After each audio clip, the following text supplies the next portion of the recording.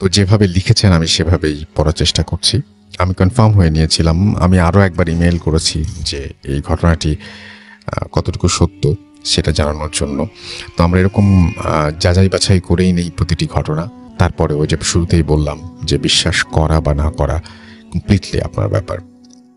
যেভাবে লিখেছেন সেভাবেই পড়ছি। রাসেল ভাই, আসসালামু আলাইকুম। আমি নাম প্রকাশ করতে ইচ্ছুক না। আমি রাব্বি, বাসা ঢাকার মগবাজারে। আমার ফোন নাম্বার, তারপরে তিনি ফোন নাম্বার দিয়েছেন। স্টুডিওতে এসে এক্সপিরিয়েন্স শেয়ার করার মতো সময় হবে না আমার, তাই অনুরোধ করছি ঘটনাটি পড়ে শোনানোর জন্য। আমার ঘটনাটি যদি ভালো লাগে পড়ে শোনাবেন। জেলা বরিশাল, বাকেরগঞ্জ থানাধীন কবাই ইউনিয়নের একটি গ্রাম শিয়ালখুনি। এই গ্রামের হাই স্কুলের আশেপাশেই একটা বড় গোষ্ঠী বা বাড়ি আছে। এরা আমার আত্মীয় হয় সম্পর্কে। তো আমার এক আত্মীয় বরিশালেই ছিলেন এবং আমরাও বরিশালেই ছিলাম। আমার এক আত্মীয় যেহেতু বরিশালে আছি, তিনি মারা যান কোনো কারণবশত, এবং যেহেতু বরিশালে আছি তার লাশ মানে মানে সে হচ্ছে আত্মীয় হচ্ছে চাচা বা মামা, এরকম চাচা প্লাস মামা এরকম ব্র্যাকেটে লেখা।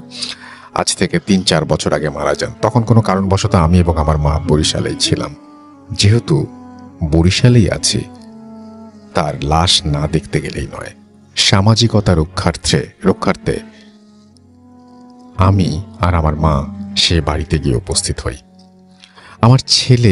আমরা ছেলে ও পুরুষ মানুষ সবাই বাড়ির ভেতরের উঠোনেই বসেছিলাম, আর বাড়ির ভেতরে সব মহিলারা অবস্থান করছিল। তার লাশ বাড়ির বাইরে এনে উঠোনের এক কোণায় গোসল করানো হচ্ছে, খাটিয়া তৈরি হচ্ছে, কিন্তু তার পাশে আরও একটা খাটিয়া করা হচ্ছিল। আমি কিছুই বুঝছিলাম না। আর আমাদের বরিশালে খুব বেশি একটা যাওয়া হয় না বলেই সেখানকার কাউকে তেমনভাবে চিনি না, যদিও রক্তের আত্মীয়। এসব দেখে জিজ্ঞাসাও করতে পারিনি। কে কিভাবে ভেবে বসে কে জানে। পরক্ষণেই ভেবেছিলাম কোনো মহিলাও মারা গিয়েছে হয়তো, যার জন্য লাশ বাইরে আননি, বাড়ির ভেতরেই লাশ রেখেছে। গ্রামের লোকজন আর আবার হাদিসের নিয়ম অনুযায়ী কাজ করে থাকে। পুরুষের লাশ তারপর তার স্ত্রী দেখে না, আবার স্ত্রী জাতির লাশ সব পুরুষ দেখতে পায় না। আমি সেই ভাবনা মাথায় নিয়েই বসেছিলাম, আর এটা ভাবাই স্বাভাবিক ছিল। এরপর লাশ প্রস্তুত হয়ে গেলে জোহরের আজান আমরা শুনতে পাই। সবাই নামাজ পড়ে এসে জানাজা পড়ার প্রস্তুতি নিচ্ছিল। আমি তখন নোটিস করি যে সেখানে মাত্র একটা লাশের জানাজার প্রস্তুতি চলছে। অন্য খাটিয়া কাফনের ওপর সেটার কি হলো মনে খটকা নিয়ে দাঁড়িয়েছিলাম। আমি জানাজা না পড়ে অন্য খাটিয়ার কাছে যাই, গিয়ে পর্যবেক্ষণ করতে থাকি। সবকিছুই সে বেশ স্বাভাবিক ছিল। ওইদিকে জানাজাও শেষ। জানাজা শেষে একটি মাত্র লাশের খাটিয়া নিয়ে সবার সাথে কবরস্থান পর্যন্ত যাই। ডিয়ার লিসেনার, আজকের এই ইমেল এপিসোডটি অনেক অনেক ভয়ঙ্কর হতে যাচ্ছে, কেননা আমরা বাছাই করে আজকে কয়েকটি ঘটনা আপনাদের সামনে উপস্থাপন করলাম। আমরা আজ রাসেল ভাইয়া এবং ভয়ঙ্কর কিছু সত্য ঘটনা কিন্তু আমরা তুলে ধরেছি। আর যারা ভূত এফএমকে ভালোবাসেন তারা অবশ্যই আমাদের এই চ্যানেলটিকে সাবস্ক্রাইব করবেন। আমরা প্রতিদিন রাত 10টায় ঘটনা আপলোড করে থাকি। চলুন আমরা ঘটনায় চলে যাই। দেখি কবরস্থানে পাশাপাশি দুটো কবর খোঁড়া। সেটা দেখে আমার কৌতূহলের মাত্রা তীব্র থেকে তীব্রতর হতে থাকে। কোনোভাবেই আমার মনের খুঁতখুঁতে ভাব দূর হচ্ছিল না। কৌতূহল আমাকে অনেকটাই অন্যমনস্ক করে দিয়েছে। কবর দেয়া হচ্ছে মাত্রই আমার আর এক আত্মীয় স্বজন, যার দাফন হয়েছে, তার আপন ছোট ভাই মারা গেলেন। যিনি মারা গেছেন তিনি হঠাৎই মারা গেছেন, এবং তিনি তার বড় ভাইয়ের জানাজাও পড়েছিলেন। পরবর্তীতে দ্বিতীয় খাটিয়ায় করে তাকে নিয়ে যাওয়া হয় এবং পাশের কবরে শায়িত করা হয়। অগ্রিম খাটিয়া তৈরি কবর খুঁড়ে রাখার আসল কাহিনী জানতে পারি আমার আম্মু ও এক ভাইয়ার কাছে। আমার আম্মু আগে জানতো না এসব, সেদিন ওই বাড়িতে গিয়ে জেনেছে, আর ভাইয়া আগে থেকেই সব জানতো। মূল ঘটনা হচ্ছে, এই বাড়িতে একটা রেওয়াজ আছে। এই বাড়িতে যদি কেউ মারা যায়, তবে তার দাফন করে আসার পরপরই কিংবা ওই দিনই আরও একজন বা দুইজনের মৃত্যু হবেই। এজন্য কেউ মারা গেলে অন্য একটা লাশ দাফনের সকল ব্যবস্থা করা হয়ে থাকে। অনেক অনেক বছর আগে থেকেই নাকি এইরকম মৃত্যু হয়ে আসছে। মারা গেলে 2-3 জন একদিনেই মারা যাবে। এর কারণ কি সেটা আমি জানতে পারিনি। হয়তো সামনের কোনো একটা সময়ে আবার শুনতে পারবো কে কে মৃত্যুবরণ করেছে। ঘটনাটি আমার আত্মীয়ের বাড়ির ঘটনা। আমি জায়গার নাম উল্লেখ করে দিয়েছি, খোঁজ নিয়ে দেখতে পারেন। ভালো থাকবেন। ঘটনাটি যদি ভালো লেগে থাকে পড়ে শোনাবেন। তো এই ছিল ঘটনা, খুবই অদ্ভুত। আমারও ভাবতে খুব সময় লেগেছে যে একটি বাসা থেকে যখন কেউ চলে যান, তখন আরও একজনকে, মানে সবাইকেই, আত্মীয় স্বজন সবাইকেই মনে মনে প্রস্তুতি নিতে হয়, হয়তো আমারও যাওয়ার সময় চলে এসেছে। ও মারা গেলেন, মানে একজন মারা গেলেন, সুতরাং যে কেউ, পরিবারের যে কেউ বিনা কারণে মারা যাবেন, এই রেওয়াজ নাকি বহুদিন থেকে চলে আসছে। কি অদ্ভুত ব্যাপার না? এখন যে স্টোরিটি আমি শেয়ার করব, এটি আমাদের আলামিন দিয়েছে, নড়াইলের। আর আলামিনের ঘটনা মানে স্পেশাল হবেই, এটা কোনো সন্দেহ নেই। আজকে কিন্তু এটা সারপ্রাইজ ছিল। আমি জানতাম যে উনি একটা শেয়ার করবেন, দুটা শেয়ার করছেন। মাই গুডনেস, আলহামদুলিল্লাহ। চলুন আমরা শুরু আসি। আচ্ছা, আলামিন যে স্টোরিটি শেয়ার করছে, এই ঘটনাটির সময় খুব বেশি দিন আগের না, 2018 সালের ঘটনা। এটি 4 বন্ধুকে কেন্দ্র করে। এটি ওই নড়াইল জেলার লোহাগাড়া উপজেলার লাহুরিয়া ইউনিয়নের একটা জায়গা আছে, এটাকে পশ্চিমপাড়া বলে আর কি, পশ্চিমপাড়া। তো এই পশ্চিমপাড়ায় 4 বন্ধু আছে। একজন নাম হৃদয়, রমজান, রিয়াজ এবং তাজরুল। তো হৃদয় মাদ্রাসায় লেখাপড়া করত, রমজান এবং রিয়াজ স্কুলে পড়তো, আর তাজরুল লেখাপড়া ছেড়ে দিয়েছিল। তার ওই চাচার একটা ডেকোরেটরের দোকান ছিল, সেই ডেকোরেটর দোকানে কাজে ঢুকে যায়। গ্রামের বিভিন্ন প্রোগ্রামগুলোতে, বিয়ে শাদী আর বিভিন্ন প্রোগ্রামগুলোতে যে ডেকোরেটর কাজগুলো, অ্যারেঞ্জমেন্টগুলো, সেগুলো তাজরুল করে থাকতো। তো লেখাপড়া সে ছেড়ে দিল। এই 4 জন বন্ধু সবসময় একসাথে চলাফেরা করত। তারপরে বিভিন্ন কালচারাল প্রোগ্রামগুলোতে একসাথে তারা দেখতে যেত, খেলাধুলা একসাথে করতো, মানে সবসময়। আর বাসাও তো একদম পাশাপাশি ছিল, এজন্য সবসময় তারা একসাথে উঠা বসা, আর বয়সও সেম। তো যে ঘটনাটি সূত্রপাত যেটা ঘটে, সেটা হচ্ছে শীতকালে, 2018 সালের শীতকালে। আমরা জানি যে শীতকালগুলোতে সাধারণত আমাদের গ্রামগঞ্জে উন্মুক্ত যে কালচারাল প্রোগ্রামগুলো, ধর্মীয় প্রোগ্রাম বলেন বা অন্যান্য প্রোগ্রাম বলেন, উন্মুক্ত যেগুলো ওপেন জায়গাগুলোতে হয়, সেগুলো শীতকালে হয়ে থাকে, ঝড় বৃষ্টি যেহেতু থাকে না। তো ওই সময় ওয়াজ মাহফিল গুলা কিন্তু বেশি হয় আমাদের দেশে শীতকালে। তো এরা আবার ওয়াজ মাহফিলে মাঝে মাঝে যাওয়ার চেষ্টা করত। তো এমনই অনেকদিন ধরে চলে আসা একটা ওয়াজ মাহফিল, এইটার যে নামটা সেটা হচ্ছে যে আরাজি মন্ডল কাজী মাহফিল নামে সেটা পরিচিত। হয়তো ওই গ্রামের যারা আছেন তারা হয়তো বা শুনে থাকবেন। আমি যেহেতু যাই নাই, আমি ঠিক বলতে পারছি না আর কি। অনেক আর এই যে স্টোরিটা আমি শেয়ার করতে যাচ্ছি, এখানে অনেকগুলো গ্রামের নাম চলে আসবে আর কি, অনেক প্লেস গুলার নাম চলে আসবে। তো যার কারণে এটা আমার মেমোরাইজ করতে একটু কষ্ট হয়েছিল রাসেল ভাই। যাই হোক, তো আরাজি মন্ডল কাজীর যে মাহফিলটা, এই মাহফিলে তারা যাওয়ার জন্য মনস্থির করেন। তো নির্দিষ্ট দিন রাত 8টার দিকে তারা বাসা থেকে বের হন। তো বের হওয়ার পরে এই 4 জনই আলোচনা করে যে আচ্ছা, কামারপাড়া নামে আর একটা জায়গা আছে, ওইখানে গ্রাম আছে আর কি। তো বলে যে কামারপাড়াও তো একটা মাহফিল আছে, তাহলে কোনটাই যাব। তখন ওরা চিন্তা করে যে কামারপাড়া মাহফিলের সাথে সেখানে ওই যে ইসলামিক সঙ্গীত অনুষ্ঠানও ছিল। তো ওরা যেহেতু একটু কালচারাল মাইন্ডেড ছিল, ওরা চিন্তা করলো ঠিক আছে, তাহলে মাহফিলও শুনলাম, ইসলামিক গানও শুনলাম, ওখানে একজন নাম করা ইসলামিক সঙ্গীত শিল্পীও আসবেন, তাকেও দেখলাম, 2 কাজই হলো আর কি একসাথে। তো ওরা চিন্তা করে তাহলে ওই আরাজি কাজী মন্ডলের মাহফিলটা বাদ আমরা কামারপাড়া মাহফিলে যাব। আর কামারপাড়া মাহফিলের ওইখানে কামারপাড়া যাওয়ার জন্য যে গ্রামের মধ্য যে পথ, সেটা প্রায় 1.5 ঘন্টা লাগে হেঁটে যেতে রাসেল ভাই, 1.5 ঘন্টার মতো সময় লাগে। ওরা রওনা দেয়। হঠাৎ করে তাজরুল ওই হৃদয়, রমজান এবং রিয়াজকে বলে যে আচ্ছা, আমরা এত পথ হাঁটবো কেন? আমার একটা শর্টকাট রাস্তা জানা আছে, সেটা হলো এই ইসামতি বিলের মধ্য দিয়ে যদি আমরা যাই 20 থেকে 25 মিনিটের মধ্যে আমরা কামারপাড়ার কাছে চলে যেতে পারবো। তো আমরা এই দিক দিয়ে চলে যাই। এখন অন্যরা বলে আসলেই তো তাই, আমরা 1.5 ঘন্টা হাঁটবো কেন, আমরা একটু তাড়াতাড়ি চলে যাই সেখানে। তো যেই চিন্তা সেই কাজ, তাজরুলের নির্দেশনায় ওরা ইছামতি বিলের মধ্যে দিয়ে হাঁটা শুরু করেন। আর শীতকালে তো আসলে বিলগুলোতে পানি থাকে না, তখন বিলগুলোতে কিন্তু রাসেল ভাই ধান চাষ হয়। তো সেখানে পুরো বিলে ধান চাষ হয়েছে।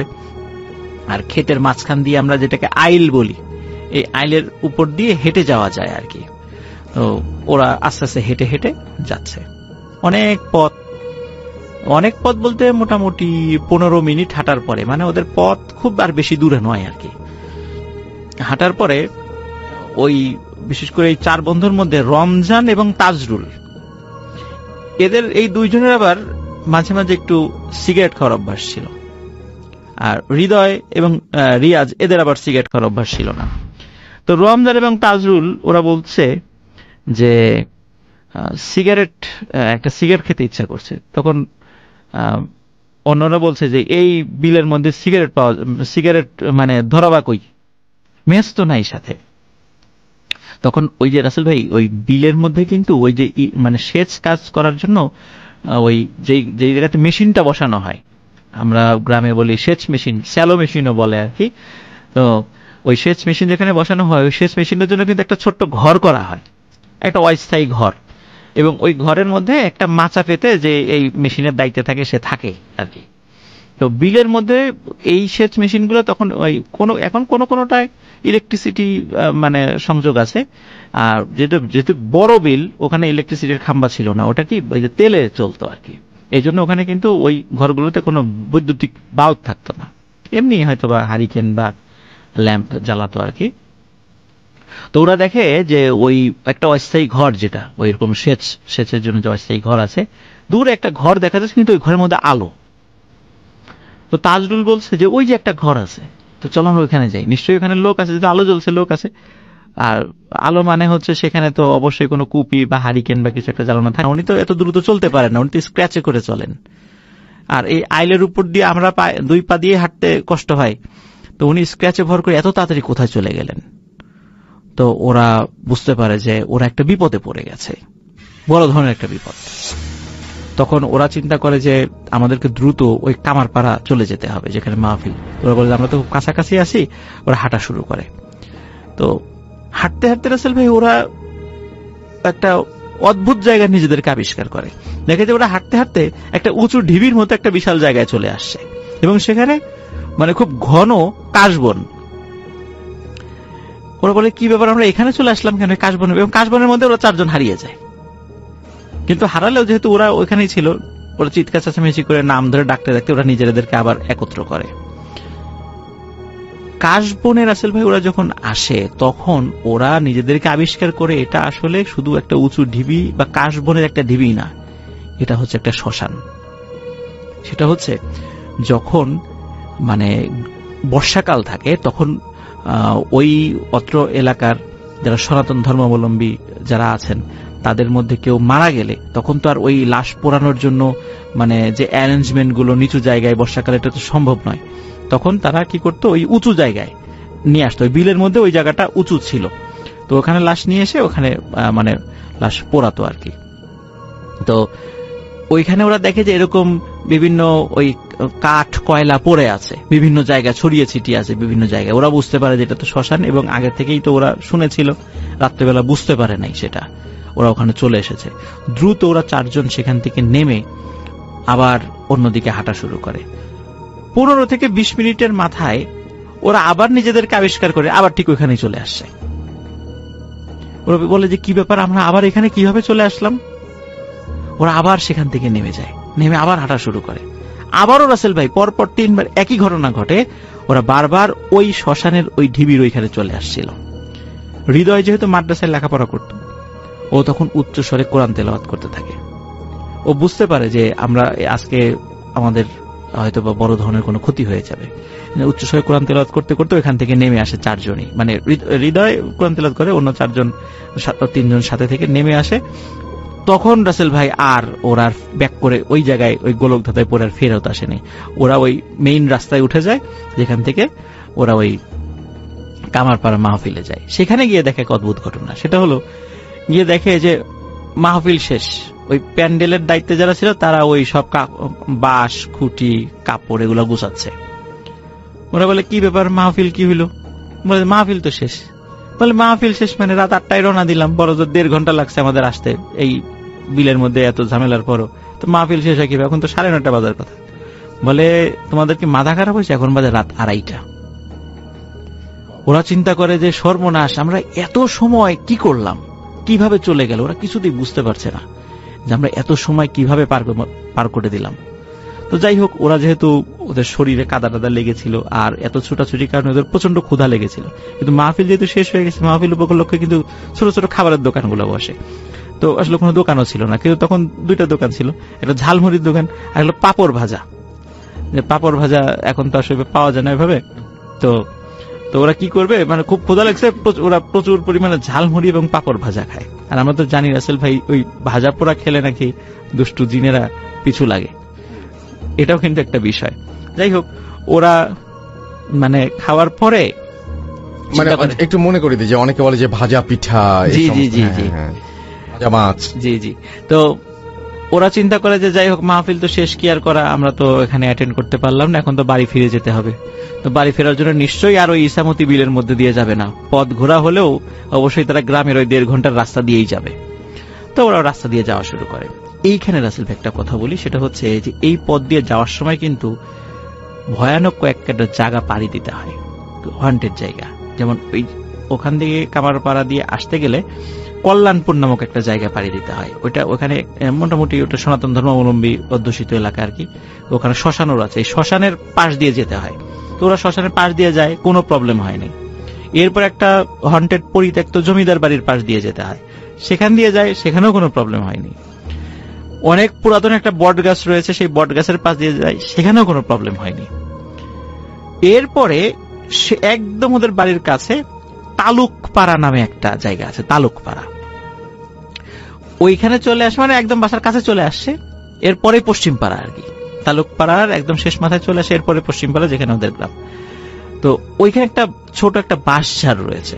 তো ওই বাঁশঝাড়ের যখন কাছে চলে আসে, তখন তাজরুল চিন্তা করে বাড়ির কাছেই তো চলে আসছি, আর তো আমাদের কোনো ভয় নাই।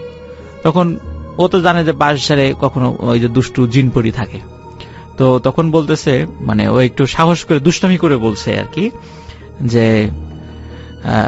কে, মানে তোরা কে আসিস আশেপাশে, যদি আমার কথা শুনে থাকিস আয়, আমার সামনে আয়, তো যদি তোদের সাহস থাকে, আমি তোদেরকে ভয় পাই না, তোদের মতো কত মানে দুষ্টু জিনদের সাথে যুদ্ধ করে আমি জিতে গেছি, তোরা তো কিছুই না, যদি সাহস থাকে আমার সামনে আসিস বা ক্ষতি করার চেষ্টা কর, আমি আমার শরীর গা বন্ধ করে রাখছি, আমার কোনো ক্ষতি করতে পারবি না। যখনই রাসেল ভাই এই বিষয়টা বলেছে, ওরা 4 জনই দেখে ওই বাঁশঝাড়ের মধ্যে কাল বৈশাখী ঝড় হলে যেভাবে মানে মানে বাঁশের যে অবস্থা হয় ঠিক ওরকম হচ্ছে। কিন্তু আরো একটা বিষয় দেখে, আশেপাশের কোনো গাছের পাতা কিন্তু নড়ে না, তার মানে ঠিক ওই জায়গাটাতেই কোনো প্রবলেম হয়েছে। তখন ওরা বুঝতে পারে যে আবার একটা বিপদ আমাদের সামনে আসছে। তখন ওরা কি করে, ঝেড়ে দেয় দৌড়। 4 জনেই বাড়িতে কাছেই ছিল, যে যার বাড়িতে চলে যায়। যে যার বাড়িতে যাওয়ার পরে ওরা কিন্তু ওদের গার্জিয়ানকে কাউকে এই বিষয়টা কিছু বলে না, বলে রাগারাগি করবে, এই জন্য কিছু বলে না। তো যাই হোক, মনে হতে পারে ঘটনা এখানেই শেষ, আসলে কিন্তু রাসেল ভাই ঘটনার শুরুটাই এখন থেকে, মানে এই ঘটনার পর থেকে। তো এর ঠিক পরের দিন যে ঘটনাটা ঘটে, সেটা হচ্ছে পরের দিন রাতের বেলা এই যে তাজরুল যে ছেলেটা, যে ওই যে বলেছিল যে ভয়টাই পাই না কিছু এই সেই, তো তাজরুল ছেলেটা আরো যে 2 বন্ধু আছে, যে হৃদয়, রমজান, রিয়াজ, আরো যে 3 বন্ধু আছে, এদের মধ্যে মানে 3 জনকে দাওয়াত দেয়, পিকনিকের দাওয়াত, যে একটা রাত্রে আমরা একটা রান্না বাড়া করবো, পিকনিক করবো আর কি। তো কোথায় রান্না হবে? ওই লাহুরিয়া বালিকা বিদ্যালয় নামে একটা স্কুল আছে, এখানে নাম হলো লাহুরিয়া বালিকা বিদ্যালয়, ওইখানে পিকনিক হবে। তো পিকনিক আয়োজন হয়।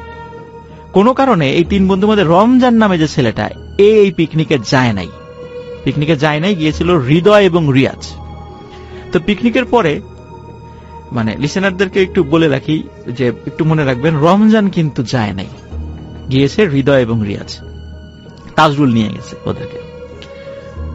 খাওয়া দাওয়ার পরে তাজরুল বলছে হৃদয় এবং রিয়াজকে, এই চল ওই টাঙ্গাপাড়া ইউনিয়নের পলাশ বাজারে আজকে একটা কনসার্ট আছে, ওই কনসার্টটা দেখতে যাব। এখন হৃদয় এবং রিয়াজ বলছে, না রে, রমজান নাই, রমজানকে ছাড়া কিভাবে যাই, ও তো আসলো না, ও ছাড়া যাব না। তাজরুল বলছে, ও নাই তাতে কি, আমরা তো আছি, সবসময় ও থাকতে হবে এমন তো কোনো কথা নেই, চল। কিন্তু ওরা দুই নাসর বান্দা রমজানকে ছাড়া যাবে না। তাজরুল অনেক চেষ্টা করে কিন্তু ওদেরকে নিতে পারে না। যাই হোক, যে যার বাড়িতে চলে যায়। পরের দিন ভাইয়া আর একটা ঘটনা ঘটে, সেটা হলো ওই হৃদয় যে ছেলেটা মাদ্রাসায় লেখাপড়া করে, সে ওই একটা জায়গায় প্রাইভেট পড়তে যায়, সেটা হলো ওই লাহোরিয়া পশ্চিমপাড়া প্রাইমারি স্কুল নামে একটি স্কুল আছে ওইখানে। ওই বিকাল 4টার সময় ওর একটা প্রাইভেট আছে, ও ওখানে পড়তে যায়। বাড়ি থেকে 2:30-3টার দিকে বের হয়, যেতে যতটুকু সময় লাগে আর কি, একটু আগে আগেই যেত সব সময়। তো বাড়ি থেকে যাওয়ার সময় মানে একটা শর্টকাট রাস্তা রয়েছে, শর্টকাট একটা রাস্তা ধরে। ওই রাস্তার মধ্যে রাসেল ভাই একটা বাগান পড়ে, স্থানীয়ভাবে আবুল খায়েরের বাগান নামে সেটা পরিচিত। ও যখন ওই বাগানের মধ্য দিয়ে যাচ্ছে, হঠাৎ করে দেখে কি তাজরুল সাথে, ওদের বন্ধু সার্কেলের কেউ না কিন্তু পরিচিত এরকম 3-4 জন, তাদেরকে ওইভাবে দেখে নাই, মানে এমনি মুখ চেনা চেনি, ওদের সাথে বসে তাস খেলছে। এই 4 বন্ধুর আবার একটা বদভ্যাস ছিল, ওরা আবার কার্ড খেলতো, মানে তাস খেলতো। দেখে তাজরুল বসে বসে তাস খেলছে। এখন তাজরুল বলছে, এই হৃদয় কই যাস? বলে যে আমি তো প্রাইভেট পড়তে যাচ্ছি। আয় বয় আমাদের সাথে একটু তাস খেল। বলে না না, আমার প্রাইভেট আছে। আরে বয়, একটু পরে গেলে কোনো সমস্যা নেই, এত তাড়াতাড়ি গিয়ে কি করবি, সব দিন তো তাড়াতাড়ি যাস। তাজরুল মানে হৃদয় চিন্তা করে, আসলেই তো তাই, একটু বসি। বসে। রাসেল ভাই ওরা আবার মাঝে মাঝে কি করতো, টাকা দিয়ে তাস খেলতো, মাঝে মাঝে কেউ জিততো কেউ হারতো। ওরা যখন তাস খেলতে বসছে, বারবার এই হৃদয় জিতে যাচ্ছিল, 5 টাকা 15 টাকা 10 টাকা এরকম জিতে যাচ্ছিল। এখন তাজরুল বারবার বলছে, বাহ, আরো খেল আরো খেল, তুই তো জিতে যাচ্ছিস। এইভাবে কিছু সময় চলার পরে, এবং হৃদয়ও মগ্ন হয়ে গেছে তাস খেলায়, হঠাৎ 4টার সময় আসরের আজান দিয়ে দেয়। আসরের আজান যখন, তখন তাজরুল হঠাৎ করে সেন্স ফেরে, আরে আমার তো 4টার সময় প্রাইভেট আছে। শীতকালে কিন্তু আসলে 3:45, 4:45 বা 4টার দিকে আসরের আজান দেয়, শীতকালের ঘটনা ছিল। তো তো আমার তো ইয়ে আছে, মানে প্রাইভেট আছে, প্রাইভেট পড়তে যেতে হবে। তখন তাজরুল বলে, আরে একদিন প্রাইভেটে না গেলে কি হয়, প্রাইভেট থাক না। বলে না না, ওই স্যার আমার আব্বারে বলে দিবে, আমার আব্বা রাগারাগি করবে। বলে আরে আজকে থাক, আজকে এখানে থাক, আজকে যাওয়ার দরকার নেই। বলে যে না, আমার যেতেই হবে। ও জোর করে উঠে চলে যায়। যাই হোক, প্রাইভেট পড়ে মানে চলে আসে। চলে আসার পরে সাধারণত মাগরিবের নামাজের পরে ওদের বাড়ির কাছে একটা দোকান আছে, এখন আছে না হলো আলমগীরের দোকান। সন্ধ্যার পরে ওই দোকানে, বিষয়টা কি রাসেল ভাই আপনি মনে হয় দেখেছেন বা লিসেনার অনেকে দেখেছে, গ্রামগঞ্জে কিছু দোকান থাকে, দোকান টেলিভিশন থাকে। তো ওখানে বসে সবাই একটু টেলিভিশন দেখে, চাটা খায়, মোটামুটি ভালোই জমে থাকে আর কি। আর ওই দোকানে একটা ক্যারাম বোর্ড ছিল, ওই ইয়াং ছেলেপেলে সে ক্যারাম বোর্ড খেলতো, মোটামুটি ভালোই জমজমাট ছিল আলমগীরের দোকান। ওরাও কি করতো, মাগরিবের নামাজের পরে ওখানে আসতো, গল্প গুজব করে এশার আগ দিয়ে সবাই বাসায় চলে যেত।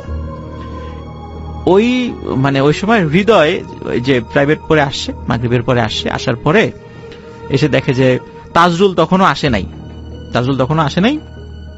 তো রিয়াজ আছে, রমজানও আছে। হৃদয় এসে বলছে যে ওই দিন আবার রাসেল ভাই বাংলাদেশের একটা খেলা ছিল, কোন একটা দেশের সাথে আর কি, ক্রিকেট খেলা। তো বলছে যে আজকে যদি বাংলাদেশ জেতে, তোদেরকে আমি 25 টাকার কটকটি খাওয়াবো। কটকটি কিন্তু ওই যে এক ধরনের গ্রামীণ খাবার আর কি, নিশ্চয়ই লিসেনাররা বুঝতে পারছেন, কটকটি খাওয়াবো। তখন রমজান আর রিয়াজ বলছে যে কটকটি খাওয়াবি, তোর কাছে 25 টাকা কিভাবে আসলো? স্টুডেন্ট মানুষ, 25 টাকা মানে অনেক টাকা। বলে হ্যাঁ, আমি ওই আজকে ইসের আবুল খায়ের বাগান দিয়ে যাওয়ার সময় দেখি তাজরুল বসে তাস খেলতেছে, আমি তো ওর সাথে বসে তাস খেলে আমি 50 টাকা জিতছি। বলে তাজরুলের সাথে তাস খেললি মানে? তাজরুল তো আজকে সারা বিকেল আমাদের সাথে ফুটবল খেললো, আমরা তো একসাথে, ও গোলকিপার ছিল, আমরা তো সারা বিকেল একসাথে খেললাম, এই যে একটু আগে বাসায় গেছে, গোসল করে আসবে এখনই। বলে আরে না, আমি নিজে খেললাম, এই যে দেখ পকেট থেকে এই যে দেখ 50 টাকা, আমি তাজুলের সাথে জিতলাম। বলে না, এটা হতেই পারে না, আশেপাশে সবাই সাক্ষ্য দিচ্ছে, হ্যাঁ আজকে দুপুরের পর থেকেই তো আমরা খেলা নিয়েছিলাম, সন্ধ্যার আগ দিয়ে তাজুল বাড়িতে গেছে। হৃদয় তো অবাক, তাহলে আমি খেললাম কার সাথে? কিছু সময় পরে তাজরুল চলে আসে, তাজরুলের সাথে হৃদয়ের বিশাল বাকবিতণ্ডা। তাজরুল বলে আমি তো খেললাম, কেবল গোসল করে আসলাম। হৃদয় বলে যে না, আমি তোমার সাথে তাস খেলছি। তো যাই হোক, এর মধ্যে কি হয় রাসেল ভাই, মানে ওই জায়গাতে কিন্তু ছিল না, রিয়াজ, সরি আমি একটা জিনিস ভুল বলছি ভাইয়া, রিয়াজ ওইখানে উপস্থিত ছিল না, সে রমজান ছিল শুধু। তো রমজান কথা কাটাকাটির এক পর্যায়ে বলতেছে আচ্ছা ঠিক আছে, গন্ডগোল কম, এখন থামো, চলো আমরা ওই যে পলাশ বাজার টাঙ্গাপাড়া ইউনিয়নে কনসার্ট আছে, কনসার্টে যাব। তখন তাজরুল মানে ইয়েরা বলতেছে যে, তখন হৃদয় বলতেছে কি পলাশ বাজার কনসার্ট, মানে ওটা তো গতকালকেই শেষ হয়ে গেছে। তখন ওই বলতেছে, রমজান বলতেছে গতকাল, খেয়াল করেন রাসেল ভাই, ওই যে পিকনিকে কিন্তু রমজান ছিল না। হ্যাঁ, তো হৃদয় বলতেছে যে ওটা তো গতকালকেই শেষ হয়ে গেছে, তুই ছিলি না। তাজরুল আমাকে আর রিয়াজকে কত রিকোয়েস্ট করলো, তুই ছিলি না দেখে আমরা গেলাম না। হ্যাঁ, তাজরুল তো তখন উপস্থিত। তাজরুল বলে এই বেটা, তোকে মাথা খারাপ হয়েছে? আমি পিকনিকে গেলাম কখন? আর আমি তোদেরকে কনসার্টের কথা বললাম কখন? ওরা দুইজনই ওর উপর ক্ষিপ্ত হয়, এই বেটা তুই আমাদের 3 জনের খাবার একাই সাবার করলি, আমাদেরকে ধরে নিয়ে কনসার্টে নিয়েই যাবি, কত চেষ্টা করলে আমরা রমজান নাই দেখে গেলাম না, এখন বলো যে তুমি আমাদেরকে কনসার্টের কথা কখন বললা? এই শুরু হয়ে যায় বাকবিতণ্ডা। তাজুল বলে যে আমি বলি নাই, আমি তো ছিলামই না, কারণ আমি সারা রাত আমার আব্বার সাথে খেতে কাজ করছি, কারণ আমার আব্বা আমাকে আসতে দেয়নি। ওরা কেউ বিশ্বাস করে না, বলে চল আমার আব্বার কাছে চল। তাকে ওর তাজুল আব্বার কাছে নিয়ে যাও। আব্বা বলে হ্যাঁ, ও তো সারা রাত, আমি তো তোমাদের কাছে যাইতে দেই নাই, ও তো সারা রাত, শুধু রাত না সারাটা রাত, ভোরে সে ঘুমাইছে, সারা রাত আমার সাথে কাজ করছে, খেতে জরুরি কাজ ছিল, খেতে কাজ করছে। তখন ওরা বলে যে আরে তাজরুল একই সময় একাধিক জায়গায় কিভাবে যাচ্ছে, কিভাবে সম্ভব এটা? ওদের মনে খটকা লাগে। কিন্তু রাসেল ভাই ওই রাত্রে ওই যে আলমগীরের দোকানে ওখানে রিয়াজ যে ওদের বন্ধু, সে ছিল না। রাতের বেলা আর একটা ঘটনা ঘটে, রাত প্রায় ভাইয়া 11টা-12টা। হঠাৎ করে রিয়াজের যেই রুমে ঘুমাতো, ওর জানলায় ঠক ঠক ঠক ঠক আওয়াজ। রিয়াজ খুলে দেখে তাজরুল দাঁড়িয়ে আছে বাইরে। তখন বলে যে কিরে তাজরুল, এত রাত্রে? তাজরুল বলতেছে যে চল, ওই একটা পুকুর আছে না, বলে কামারের পুকুর, বলে কামারের পুকুরে মাছ ধরবো রাতের বেলা, অনেকেই মাছ টাছ ধরে চুরি করে, আমরাও মাছ ধরবো। তখন বলে যে ভালো আইডিয়া। স্বাভাবিকভাবে ইয়াং ছেলে পেলে তো একটু দুষ্টামি তো অভ্যাস থাকবেই। বলে তাহলে বের হয়েছে। বের হওয়ার পর হঠাৎ করে মনে হয় আচ্ছা এরকে নিয়ে রমজানকে নিয়ে গেলে কেমন হয়? তাজরুল বলে না না, রমজানকে ডাকার কি দরকার, তুই চল। রমজানের বাড়ি কিন্তু একদম রিয়াজের বাড়ির পাশাপাশি, একদম পাশাপাশি। বলে না না না, রমজানকে নিয়ে যাব। তাজরুল বলে না না, রমজানকে ডাকার দরকার নেই। বলে না না, ওকে নিয়েই যাব। রমজানকে ডাকা শুরু করছে, রমজান বের হয়ে আসে, বলে যে রমজান চল, ওই যে তাজরুল আসছে, আমরা মাছ ধরতে যাব কামারের পুকুরে। তাজরুল কই? বলে এই যে তাজরুল। ও মাথা ঘুরায় দেখে তাজরুল নাই। তখন ওরা ভয় পাইছে যে এই যে তাজরুলকে নিয়ে যে সমস্যা, এক এক সময় এক এক জায়গায় থাকছে, এটা কিভাবে সম্ভব? তখন ওই রাত্রে পরের দিন সবাই নিজেদের ফ্যামিলিকে জানায় ঘটনাটা, যে এই এই সমস্যা হচ্ছে। তখন ওদের ফ্যামিলির লোকজন বুঝতে পারে যে সবাই গ্রামে রটনা রটে যায়, তাজরুলকে ভূতে ধরেছে, ওই একই সময় একাধিক জায়গায় থাকছে। তখন ওই গ্রামে আরেকটা ইয়ে আছে, তৈলক্ষ পাড়া বলে আর কি, ওইখানে ইসলাম ফকির নামে একজন খুব ভালো একজন কবিরাজ ছিলেন, মারা গেছেন অল্প কিছুদিন হলো, আল্লাহ মাফ করুক তাকে, আল্লাহ জান্নাত নসিব করুক। খুব ভালো মানুষ ছিলেন আর কি। ওই ইসলাম ফকিরের কাছে নিয়ে, উনি প্রতি বৃহস্পতিবার বিভিন্ন রোগী দেখতেন আর কি। তো ইসলাম ফকিরের কাছে নিয়ে যাওয়ার পরে ওই তাজরুলকে নিয়ে যাওয়া হয়। তো তাজরুলকে নিয়ে যাওয়া হলে ইসলাম ফকির তার যে রিচুয়াল করে একটা জিন হাজির করে। ওই জিন হাজির হয়ে মানে যখন হাজির হয়, তখন ওই ইসলাম ফকির বলে যে তোর নাম কি? তখন ওই জিন বলে আমার নাম নিশি। তার নাম হচ্ছে নিশি। বলে তোর কাজ কি? বলে রাতের বেলা মানুষকে মোহে আচ্ছন্ন করে ক্ষতি করাই আমার কাজ। বলে এদের পিছনে লাগছিস কেন, ওরা তো বাচ্চা মানুষ। বলে যে যেহেতু মোহে ফেলে আচ্ছন্ন করাই আমার কাজ, তো ওরা যতদিন মাহফিলে ইসামতি বিলের মধ্যে দিয়ে যাচ্ছিল, তখন ওই যে ছোট্ট ঘরের মধ্যে লাশ, তারপরে আলো, উৎস ছাড়া আলো, তারপরে একজন ওদের পরিচিত একজন পঙ্গু কৃষকের সুরত ধরে ভয় দেখানো, এগুলো আমরাই করেছিলাম মজা করার জন্য। যখন দেখলাম যে ওরা মানে তেমন কোনো ভয় পাচ্ছে না, এমনি চারজন একসাথে, তখন চিন্তা করলাম ছোটখাটো একটা ক্ষতি করি। এই ক্ষতি করার নিয়েতে ওদেরকে ধোকা দিয়ে ওই শ্মশান ভিটায় নিয়ে আসি। কিন্তু বারবার ওরা বের হয়ে যাচ্ছিল, আবারও নিয়ে আসি। থার্ড টাইম যখন হৃদয় নামে ছেলেটা কোরআন তেলাওয়াত শুরু করে, তখন আর ক্ষতি করতে পারিনি, ওরা চলে যায়। তখন চিন্তা করলাম আচ্ছা ঠিক আছে, ছেলেগুলা গেছে গেছে, শেষ, ঘটনা শেষ, এই পর্যন্তই। কিন্তু ওরা যখন ফিরে আসার সময় বাস ঝাড়ে এসে ওই তাজরুল আমাদেরকে কটাক্ষ করে, হেয় করে অনেকগুলো কথা বলেছে, যেটা আমাদের মানে খুব লেগেছে। তাজরুলকে আমরা ছাড়বো না, শুধু তাজরুলকে না, ওর যে বন্ধু বান্ধব আছে তাদেরকেও ছাড়বো না। ওদেরকে ক্ষতি করার জন্যই প্রথমে পিকনিকের ছল করে ওদের দুইজনকে কনসার্টের মানে ডেকে আনছিলাম, পরে কনসার্টের নাম করে দুইজনকে নিয়ে যেতে চেয়েছিলাম, কিন্তু ওরা যায় নাই, রমজান নাই, এই জন্য ওই দুইজন যায়নি, ওই দিন ক্ষতি করতে পারি নাই। এরপরে ধরলাম হৃদয়কে, বাগানের মধ্যে তাস খেলার ছল করে ওকে আটকাইলাম। ইচ্ছা ছিল মাগরিব পর্যন্ত আটকাবো, শুধু মাগরিব পর্যন্ত যদি আমাদের সাথে থাকতো তাহলে ওই দিনই হৃদয়কে শেষ করে দিতাম। ওকে বারবার ইচ্ছা করে আমরা জিতিয়ে দিচ্ছিলাম, 5 টাকা 10 টাকা করে, যাতে ও আরো অনেকক্ষণ থাকে। যখনই মাগরিব আসরের আজান দিয়েছে, তখনই ওর উপর যে আমাদের প্রভাবটা সেটা দুর্বল হয়ে গেছিল, এই জন্য ও চলে যেতে পারছে এখান থেকে, ওকে আটকাতে পারি নাই। তারপরে রাতের বেলা ওই রিয়াজকে ডাকতে গেছি, মাছ ধরার কথা বলে রিয়াজকে নিয়ে যাব, প্রত্যেককে হিট করছে, দেখেন প্রত্যেককে হিট করছে, রিয়াজকে নিয়ে যাব। কিন্তু রিয়াজ আবার রমজানকে ডাকার কারণে আর করতে পারি নাই কিছু, কিন্তু করতে পারি নাই, সহজ সহজ কিছু পদ্ধতি অ্যাপ্লাই করছি, করতে পারি নাই।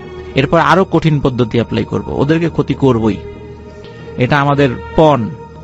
তখন ইসলাম ফকির ওদেরকে অনেক রিকোয়েস্ট করে, ছোট মানুষ ভুল করে ফেলছে, তারপরে বেশ কিছু ওই তদবির রিচুয়ালের মাধ্যম দিয়ে এই বিষয়টা থেকে ওরা মুক্ত হয়।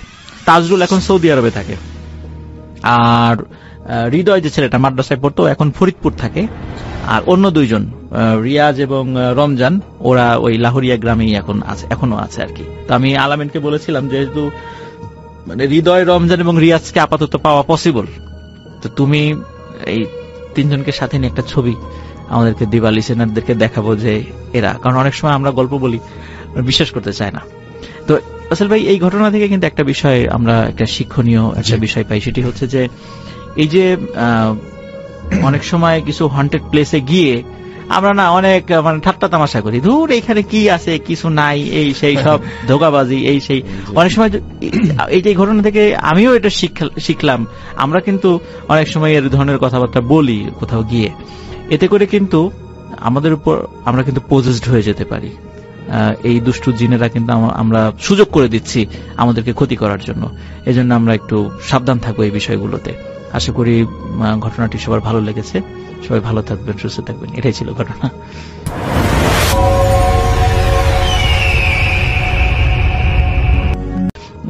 এমন একটি ঘটনা আমি আজকে আপনাদের সামনে উপস্থাপন করব। ঘটনাটির সময়কাল 1968 সালের দিকে, 68 বা 69 এমন একটা সময় আর কি, এক্সাক্ট সালটা বলতে পারছি, তো এই 2 সালের মধ্যে কোন একটা হবে। ঘটনাটি আমার এক আঙ্কেল বলেছেন। ঘটনাটি যার সঙ্গে ঘটেছিল ওনার নাম হচ্ছে সনাতন ডাক্তার, ওনার নাম হচ্ছে সনাতন দা, তো সবাই তাকে সনাতন ডাক্তার নামে চিনতেন আর কি। আজকে রাজবাড়ী যে মাছ বাজার রয়েছে, মাছ বাজার মেইন যে বাজারটা রাজবাড়ী জেলা সদরের, তো ওই মাছ বাজারের ঠিক কাছেই একটা ছোট্ট টিনের একটা দোকান ছিল, মানে একটা ডিসপেন্সারি, হোমিওপ্যাথির একটা ডিসপেন্সারি ছিল। তো উনি এটা চালাতেন। আসলে ডাক্তার হিসাবে ওনার তেমন কোনো খ্যাতি ছিল না, রোগী টুগী খুব বেশি উনি পেতেন না, তবে ভালো মানুষ হিসাবে ওনার একটা বিশেষ খ্যাতি ছিল। সৎ, পরোপকারী, সহজ সরল মানুষ হিসাবে এবং নিরেট ভদ্রলোক বলতে যেটা বোঝায়, উনি তেমনই একজন মানুষ ছিলেন সনাতন ডাক্তার। তো কিন্তু রুগী ওরকম পেতেন না, ওরকম পরিচিত উনি ছিলেন না। টুকটাক আসতেন, ওনার বাড়ি ছিল রাজবাড়ির কুঠিপাচুরিয়া গ্রামে। তো ওনার একটা বাইসাইকেল ছিল, প্রতিদিন উনি আসতেন, এই প্রায় 10-12 কিলোমিটার পথ পাড়ি দিয়ে উনি আসতেন। আবার মাগরিবের পরপরই, কারণ তখনকার সময় কিন্তু এদিকে ইলেকট্রিসিটি অতটা ছিল না, থাকলেও খুব আর কি, ওই সময় সেই মুক্তিযুদ্ধের আগে, তো এই জন্য সন্ধ্যার পরে মানুষজন ওই সময় থাকতো না ওইদিকে, এই জন্য উনি বাড়ি চলে যেতেন সাইকেল নিয়ে। আর ওনার দোকানেও একজন কম্পাউন্ডার ছিলেন, ওর বাড়ি রাজবাড়ির প্রপারেই, তবে সে এখন কোথায় আছে আমি জানি না, আমি তার কোনো সন্ধান পাইনি। তার নাম ছিল আব্দুর রহিম, সে ওনার দোকানের কম্পাউন্ডার ছিলেন আর কি। তো যেটা করতেন, সনাতন ডাক্তারের ওই দোকানের চাবি থাকতো 2টা, তো উনি একটা চাবি নিয়ে চলে যেতেন, আর আব্দুর রহিম একটু পরে দোকান বন্ধ করে দিতেন, যেহেতু তার বাসা কাছেই, এই জন্য সে ওই দোকানটা পরে বন্ধ করে সে বাড়িতে যেত। তো একবার কি হয়েছে, শীতকালের সময় তো ঠিক মাগরিবের একটু আগ দিয়ে একজন লোক এসেছে, যে সনাতন ডাক্তারকে বলতেছেন, ডাক্তার সাহেব আমার বাড়িতে একটা রোগী আছে, চলেন আপনাকে একটু যেতে হবে কষ্ট করে। তো এখন উনি চিন্তা করছেন আর কিছুক্ষণ পরে মাগরিবের আজান দিবে, তো এখন যাব, আর ফিরতে ফিরতে যদি দেরি হয়ে যায়, তো উনি আসলে ওরকম আগ্রহ নাই। ওই লোকটা বলতেছেন যে না না আপনি চলেন, আমার বাসা কাছেই। যদিও ওই লোকটাকে উনি চেনেন না, তারপর চিন্তা করেন কাছে বাসা দিকে শুধু কতক্ষণ লাগবে, কই যেতে আধা ঘন্টা, আসতে আধা ঘন্টা। তো চিন্তা করেন আধা ঘন্টা দেরি, খুব বেশি দেরি না আর কি, আসতে পারবো। এখন ওনার সাথে মানে আর সাইকেল নেন নাই, উনি চিন্তা করছেন যে ওনার সাইকেলের আবার আজকে যে মানে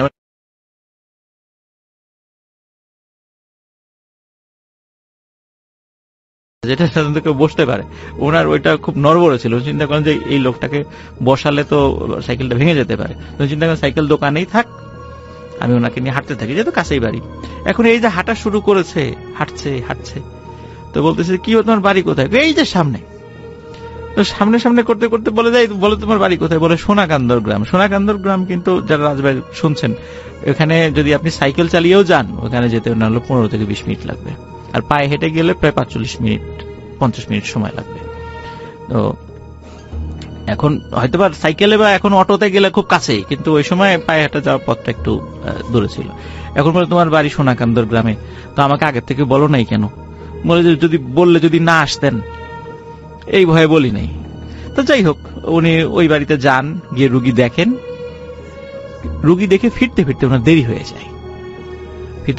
যায়। আর ওনার দেরি দেখে ওই ওনার দোকানের যে কম্পাউন্ডার আব্দুর রহিম, সে দোকান বন্ধ করে চলে গেছে। এখন উনি চিন্তা করছে, উনি এসে দেখেন দোকান বন্ধ। এখন ওনার সাইকেল তো দোকানের মধ্যে, এখন বাসায় যাবেন কিভাবে?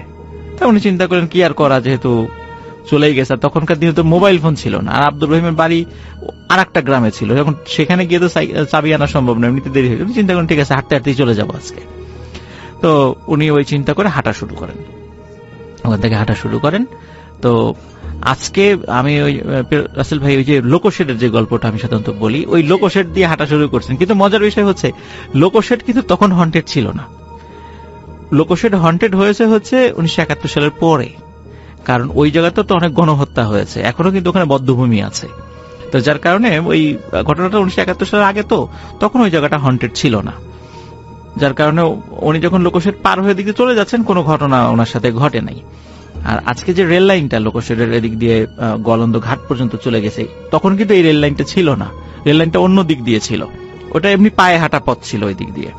তো উনি যাচ্ছেন ওই দিক দিয়ে, একদম সোজা চলে গেলে ওনার বেশ ঘন্টাখানেক হাঁটলে ওনার বাড়ির কাছাকাছি উনি চলে যেতে পারেন, ঘন্টা 2-2.5 লাগে আর কি হেঁটে যেতে।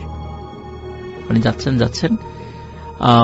কিছুটা পথ পার হয়ে দাঁতশি বাজার নামে একটা জায়গা আছে, এটা রাজবাড়ির লোকজন অবশ্যই চিনে থাকবেন সেটা। তো দাঁতশি বাজারটা পার হয়ে উনি হাঁটা শুরু করেন, এই পর্যন্ত কোনো সমস্যা হয়নি। তো ওনার হাতে কিন্তু ভাইয়া একটা মানে টর্চ লাইট থাকতো সব সময়, যেহেতু উনি রাত্রে চলাফেরা করতেন, টর্চ লাইট থাকতো। তো টর্চ লাইট মানে জ্বালিয়ে উনি যাচ্ছেন। হঠাৎ ওনার মানে পথের সামনে মানে একটা মাঝারি আকৃতির একটা বিড়াল সামনে পড়ে, বিড়াল। তো বিড়ালটি ওনার পথ আগলে দাঁড়িয়ে আছে, বিড়ালটি সরে না, এবং উনি বিড়ালটিকে সাইড কেটে চলে যাওয়ার চেষ্টা করলো, বিড়ালটি আবার সামনে চলে আসে। তো উনি উনি রাসেল ভাই উনি ডাক্তার মানুষ ছিলেন, তো বিজ্ঞান মনস্ক ছিলেন, উনি এসব জিন ভূত প্রেত এগুলো আবার বিশ্বাস করতেন না। আর ওনার সাথে কখনো কোনো ঘটনা ঘটেও নাই, স্বাভাবিকভাবে ওনার বিশ্বাস করার আসলে কথাও না, এরকম একটা মেন্টালিটি ওনার ছিল যে এগুলা সব মনের ভুল আর কি। বিড়াল যেহেতু সামনে এসেছে, তো উনি এই বিড়ালটিকে সরিয়ে দেওয়ার চেষ্টা করছিলেন, তো বিড়ালটি সরে না, উনি যেদিক দিয়ে যাওয়ার চেষ্টা করে বিড়ালটি বারবার পথ আগলে দাঁড়ানোর চেষ্টা করছে। তো একটা পর্যায়ে বিড়ালটিকে উনি মানে একটা লাঠি নিয়ে ধাওয়া করেন, তো বিড়ালটি একটু সাইডে সরে যায় ভয় পেয়ে, আবার উনি হাঁটা শুরু করেন। এরপরে বিড়ালটি কি ওনার পা জড়িয়ে ধরছে বারবার, কিছুতেই মানে যেতে দিতে যাচ্ছে না সামনের দিকে। তো উনি আরো বিরক্ত হয়ে মানে পা ঝাড়ি দিয়ে বিড়ালটিকে দূরে ফেলে দেন। এরপরে দেখেন বিড়ালটি হেঁটে কোন দিক দিয়ে চলে গেল, আর তাকে ওই বিড়ালটিকে আর দেখেনি। উনি সামনে হাঁটা শুরু করেন, এরকম 15-20 মিনিট হাঁটার পরে হঠাৎ দেখে যে একজন মহিলা, দূর থেকে দেখছেন একজন মহিলা সামনে সাদা কাপড় দিয়ে কিছু একটা ঢেকে রেখেছে আর কান্নাকাটি করছে, নাকি সুরে কান্নাকাটি করছে। তো উনি যত কাছে যাচ্ছেন মানে ভয়াবহ রকমের দুর্গন্ধ ওনার নাকে আসছে, মানে এত দুর্গন্ধ যে শেষ পর্যন্ত নাকে মানে কাপড় দিয়ে সামনে গেছেন, যে বলছেন এই কি হয়েছে, আপনি কাঁদছেন কেন? তো উনি বলছেন যে আমার ছেলে মারা গেছে। তো বলছে ছেলে মারা গেছে, তো এটা কি আপনার ছেলে? বলে হ্যাঁ ছেলে। তো কখন মারা গেছে? বলে আজ সকালে মারা গেছে। তখন উনি বলছেন যে দেখি তো আপনার ছেলের লাশটা দেখি তো। ওই মহিলা ওই কাপড়টা সরান, তো দেখেন যে লাশটা মানে একটা পা ওই মাটিতেই আটকে গেছে, মানে কি বলবো মানে প্যারালাইজড হয়ে যাওয়ার মতো অবস্থা। তারপর উনি অনেক চেষ্টা করে কষ্ট করতে করতে করতে করতে ব্রিজের উপর ওঠে। ব্রিজে ওঠার পরে উনি যখন নামতে যাবেন, নামার পথটা তো রাসেল ভাই একটু ঢালু, নামতে যাওয়ার সময় উনি ওই হুমড়ি খেয়ে পড়ে যান সামনে। উনি যখন পড়ে যান, ওনার হাতে কিন্তু টর্চ লাইট ছিল, তখনও হাতে টর্চ লাইটটা ধরা। তো উনি তখন সামনের থেকে যখন মাটির সাথে পড়ে গেছেন সামনে, উনি খেয়াল করছেন সামনে থেকে কি যেন একটা আসছে, দুইটা জিনিস।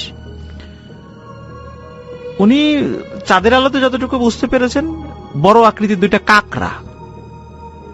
কিন্তু রাসেল ভাই উনি যখন টর্চ লাইট জ্বালিয়েছেন তখন দেখে যে কবজি থেকে নিচে যে আমাদের মানে হাতের পাঞ্জা সহ 5 আঙ্গুল, যেটা এই আঙ্গুল 5 আঙ্গুল দিয়ে কি দুইটা হাত জাস্ট হাতের কবজির নিচের অংশ সামনের দিকে এগিয়ে আসছে।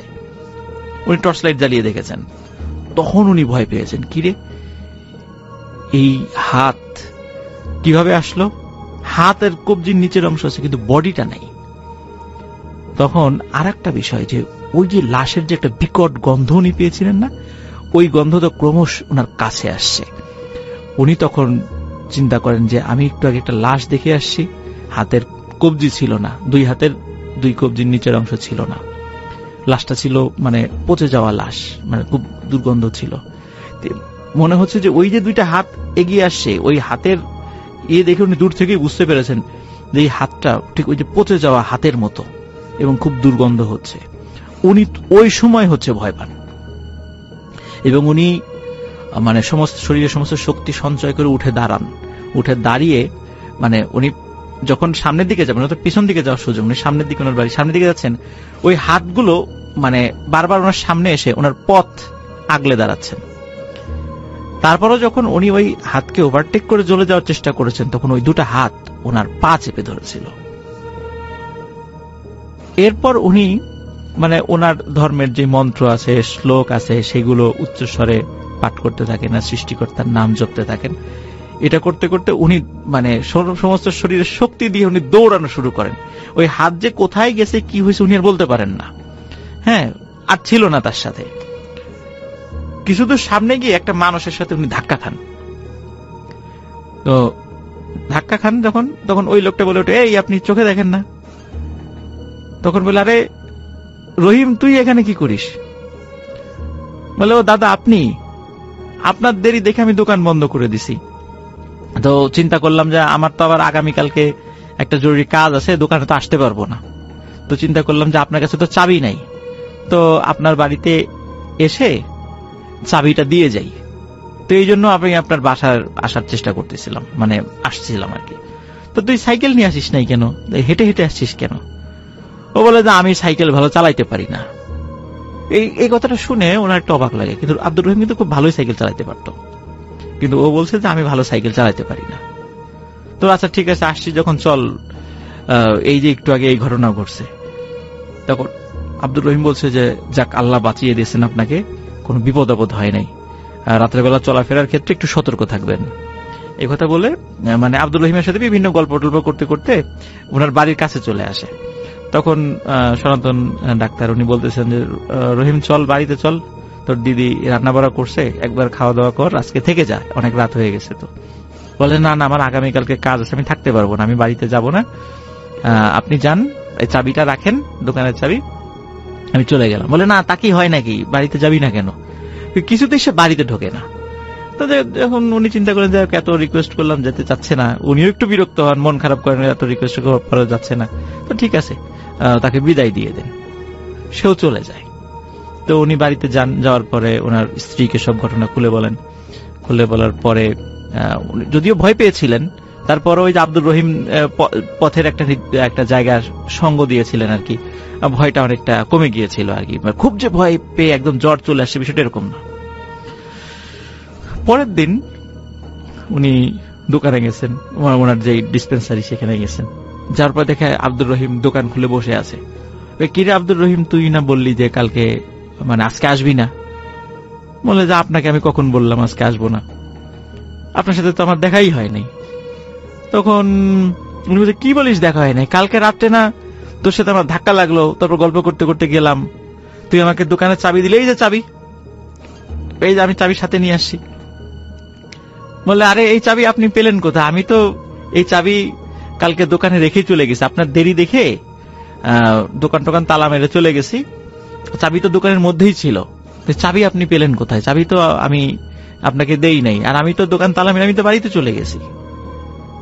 তখন উনি চিন্তা করেন, তাহলে আমার ওই পুরো পথ সঙ্গ দিল কে? এইটার মানে রহস্য উনি আর উদ্ধার করতে পারেন নাই রাসেল ভাই। উনি স্বাধীনতার পূর্বেই, যখন মোটামুটি আমাদের দেশে একটু বিভিন্ন সমস্যার সৃষ্টি হয়, উনি ওই সময়ই মানে ওনার ফ্যামিলির অন্যান্য মেম্বার যারা, তারা নদিয়া অঞ্চলে থাকতেন, উনি ওই সময় ওনার জমি জমা বিক্রি করে দিয়ে চলে গিয়েছিলেন আর কি, আর ফেরত আসেন নাই কখনো, যার কারণে উনি এখনো বেঁচে আছেন কিনা আমরা জানি না। তবে একটা বিষয় রাসেল ভাই, আমি এই ঘটনার থেকে একটা বিষয় আমি মানে শিক্ষা পেয়েছি, বা আমি বুঝতে পেরেছি, আশা করি আপনারা বুঝতে পারবেন, সেটা হচ্ছে যে এই যে সনাতন ডাক্তার যিনি, উনি একজন খুবই পরোপকারী ভালো মানুষ ছিলেন। রাত্রেবেলা হয়তোবা চলার পথে উনি বিপদে পড়েছেন, কিন্তু দেখেন আব্দুর রহিম সেজে কোনো একজন তাকে হেল্প করেছে, হয়তোবা আল্লাহ তাকে পাঠিয়েছেন। তো যারা মানুষের উপকার করে, মানুষের কল্যাণ কামনা করে, তারা যদি কখনো বিপদে পড়েও, সে প্যারানর্মাল বিষয় হোক আর যেটাই হোক, সে যে ধর্মের লোকই হোক, আল্লাহ তাআলা অবশ্যই তাকে সাহায্য করবেন, যেভাবে সাহায্য করা প্রয়োজন আল্লাহ তাআলা অবশ্যই তাকে সাহায্য করবেন। তো এই ঘটনাটা ছিল জাস্ট এক রাতেরই ঘটনা, এরপরে ওনার সাথে আর কোনো ঘটনা ঘটেছে বলে জানি না। এই এক রাত্রেই রাসেল ভাই এই ঘটনাটি ঘটেছিল, এটি ছিল ঘটনা। Thank you so much Afnan ভাই। আমি দেখতে পাচ্ছি অনেকে আসলে কমেন্ট করছেন এবং কমেন্ট করবেন, সেটা স্বাভাবিক। আফনান ভাই যখন স্টুডিও থাকেন সবাই কথা বলতে চান, এবং আজকে ইন্টারনেটের অবস্থা কিন্তু এমনিতে খুব খারাপ, কিন্তু এখনো পর্যন্ত আমরা তেমন কমপ্লেন পাই নাই। আমি দেখছি যে আমার যে ইন্টারনেট, আমার এখানে ফেসবুকই লোড হচ্ছে না, এরকম একটা অবস্থা। সো আমি যেটা বলতে চাই আপনাদের সবাইকে, সেটা হচ্ছে যে আপনারা যারা সঙ্গে আছেন তাদেরকে অনেক ধন্যবাদ। অনেক আসসালামু আলাইকুম প্রিয় লিসেনার আর রাসেল ভাইয়া, আশা করি আপনি ভালোর দলেই আছেন। ভাইয়া, প্রথমেই আমি ধন্যবাদ জানাবো যে আমাদের জন্য এইরকম একটি ভয়েস মেইল পাঠানোর সিস্টেমটি চালু করেছেন। ভাইয়া, অনেকেই আপনার সাথে যোগাযোগ করার জন্য অনেকভাবে চেষ্টা করে, তাদের অনেক ঘটনা থাকে আপনাকে দিতে চাই, কিন্তু আপনার কাছে কেন জানি তাদের ঘটনা শেয়ার হয় না বা সিলেক্টেড হয় না। ভাইয়া, যদি আমার এই ঘটনাটি আপনার সিলেক্ট করেন, তাহলে আমি অডিয়েন্সের উদ্দেশ্যে বলবো আজকে এই ঘটনাটি অনেক অনেক ভয়ঙ্কর হতে যাচ্ছে। গতকালকে আমি ভূত.com-এ যে রেকর্ড করে আসার পরে অনেকেই ভাইয়া আমাকে বলেছে যে ভাইয়া এইবার গেলে আমার ঘটনাটি পড়বেন, এবার যদি ভূত.com-এ যান তাহলে আমার ঘটনাটি পড়বেন। এভাবে অনেক অনেক ঘটনা পাঠিয়েছে আসল ভাই আমার ফেসবুক আইডির মধ্যে। সেখান থেকেই কিছু ভয়ঙ্কর ঘটনা সিলেক্ট করে আজকে এসেছি ঘটনা শোনাতে।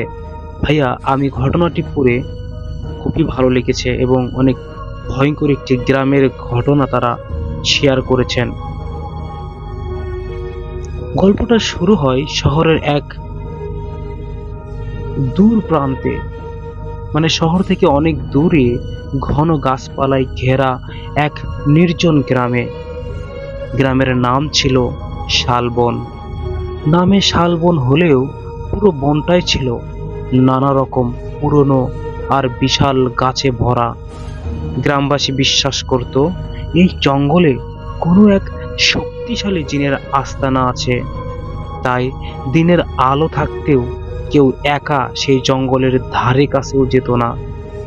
আমাদের এই ঘটনার প্রধান চরিত্রে ছিলেন আশরাফ সাহেব।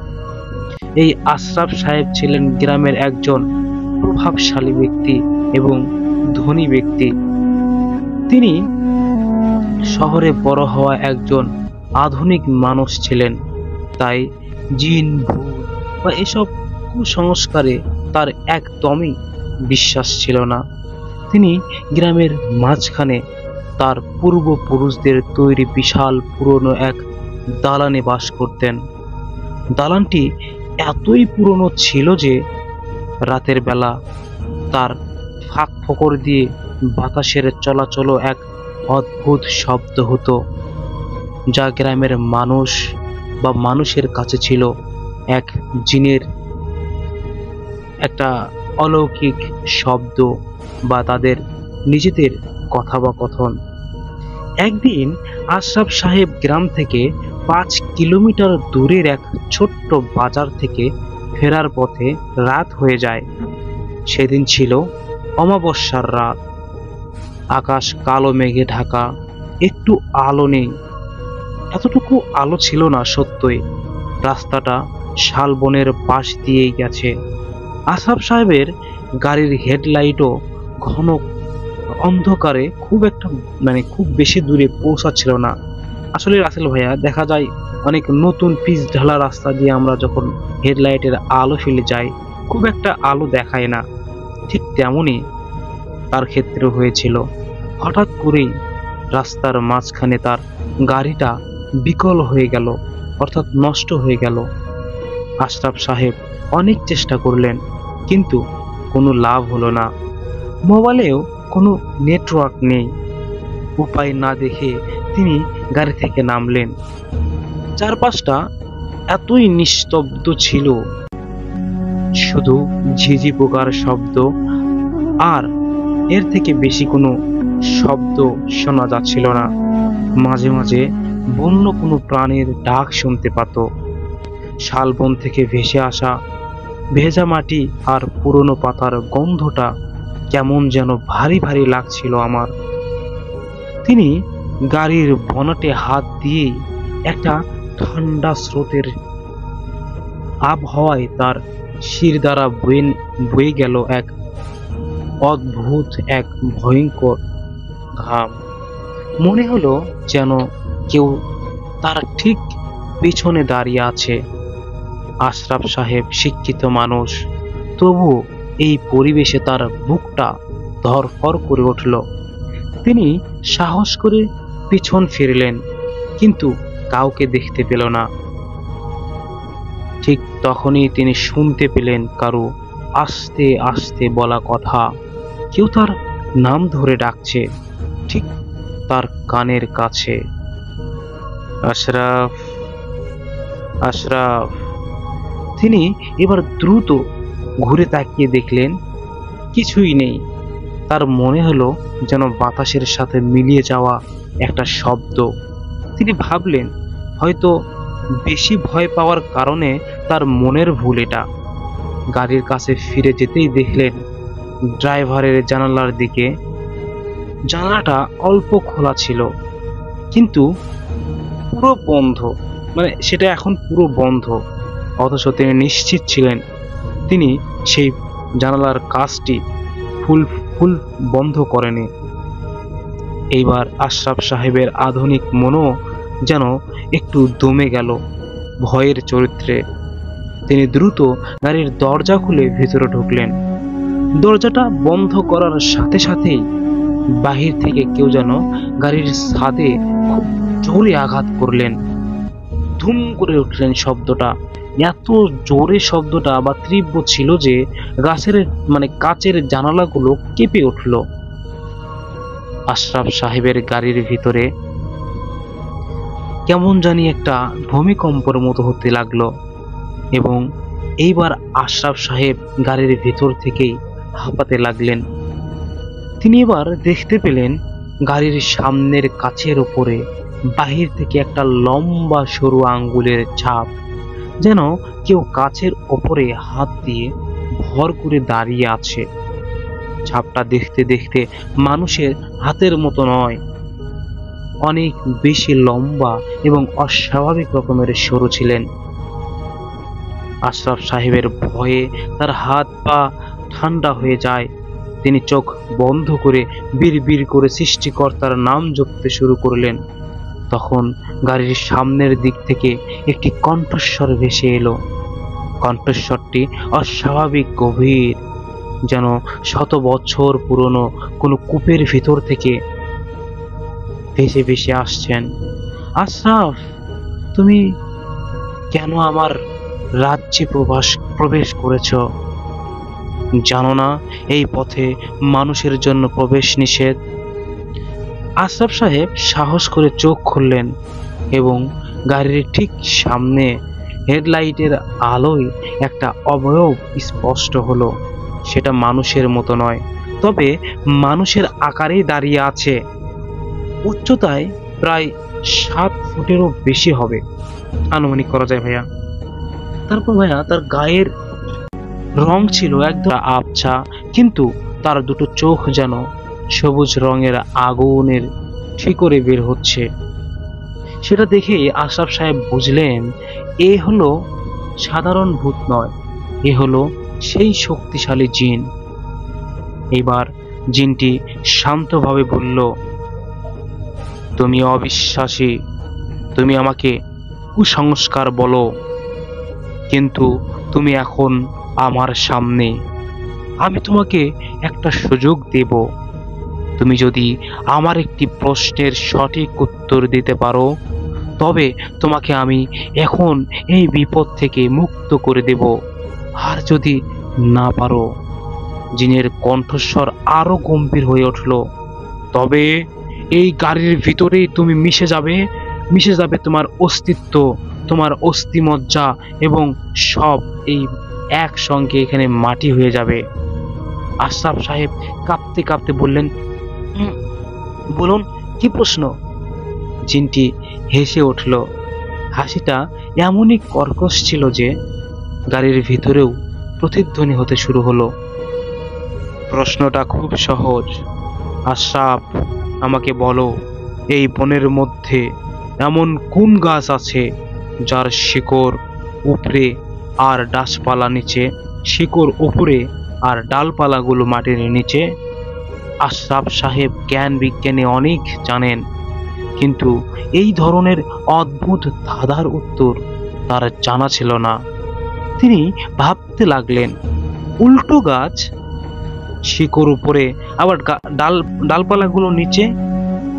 তিনি শালবনের সব গাছপালা চিনতেন, এমন কোনো গাছের কথা তার মনে পড়ল না। সময় বয়ে যাচ্ছিল, জিনটি তার দিকে তাকিয়ে স্থির হয়ে দাঁড়িয়েছিল। তার সবুজ চোখ জোড়া আশরাফ সাহেবকে যেন পুড়িয়ে দিচ্ছিল। আশরাফ সাহেব যখন উত্তর দেওয়ার জন্য হাঁসফাঁস করছিলেন, তখন তার হঠাৎ মনে পড়ল তার বাবা তাকে ছোটবেলায় একটা ইসলামী প্রবাদ বলেছিলেন। তার মনে পড়ল পবিত্র কোরআনের শরীফে একটি উপমা আছে। তিনি দ্রুত চোখ বন্ধ করে সাহস সঞ্চয় করলেন আর তিনি বললেন, আমি উত্তর দিব তোমাকে। জিনটি বলল, বলো, তোমার সময় শেষ। আশরাফ সাহেব দৃঢ় কণ্ঠে বললেন, সেই গাছটি হলো ইমানের গাছ, টেক অফ ফাইট, যার ভিত্তি হলো বিশ্বাস, আর যার শাখা প্রশাখা অর্থাৎ তার ফল ও কার্যবলী পৌঁছায় ঊর্ধ্বলোকে সৃষ্টিকর্তার দিকে। জিন এটি শুনে জিনটি স্থির হয়ে গেলেন। তার সবুজ চোখ জোড়া ধীরে ধীরে নিভে গেল। চারপাশে এক হিম শীতল নীরবতা নেমে এলো। কিছুক্ষণ পর জিনটি একটি দীর্ঘশ্বাস ফেলে তার কণ্ঠস্বরে এবার আর কোনো ভয় ছিল না, ছিল এক অদ্ভুত বিষণ্ণতা। ঠিক বলেছ, সঠিক উত্তর দিয়েছ আশরাফ, তুমি মুক্ত। জিনটি ধীরে ধীরে আবছা হয়ে গেল। কয়েক মুহূর্তের মধ্যেই চারপাশটা আবার শান্ত হয়ে গেল। গাড়ির কাচের উপরে আঙ্গুলের ছাপও আর নেই। আশরাফ সাহেব তখনও ভয়ে কাঁপছিলেন, কিন্তু তার মনে হয়ে গেছে যে গাড়িটি একটু আগেও নষ্ট ছিল সেটা এখন স্টার্ট নিয়েছে। আশরাফ সাহেব এক মুহূর্তও দেরি না করে দ্রুত গাড়ি চালিয়ে গ্রামের দিকে রওনা দিলেন। পরের দিন সকালে তিনি শহরে চলে গেলেন। সেই দিন থেকে আশরাফ সাহেব আর কোনো দিন জিন ভূতের গল্পে বা ঘটনাকে কুসংস্কার বলেনি। তিনি বুঝেছিলেন মানুষের যুক্তি আর জ্ঞানের বাইরেও একটি জগৎ আছে যার ক্ষমতা অনেক বেশি। আর সেই রাতে তিনি শুধু একটি প্রশ্নের উত্তর দেননি, তিনি তার ভেতরের আধুনিক বিশ্বাসকে হারিয়ে আবার তার বাবার শেখানো বিশ্বাসের কাছে ফিরে এসেছিলেন। সেই ঘটনার পর থেকে তিনি আর কোনো দিন শালবনের পাশ দিয়ে রাতের বেলা যাতায়াত করেনি। লিসেনার্স, এই ছিল আমার প্রথম ঘটনা।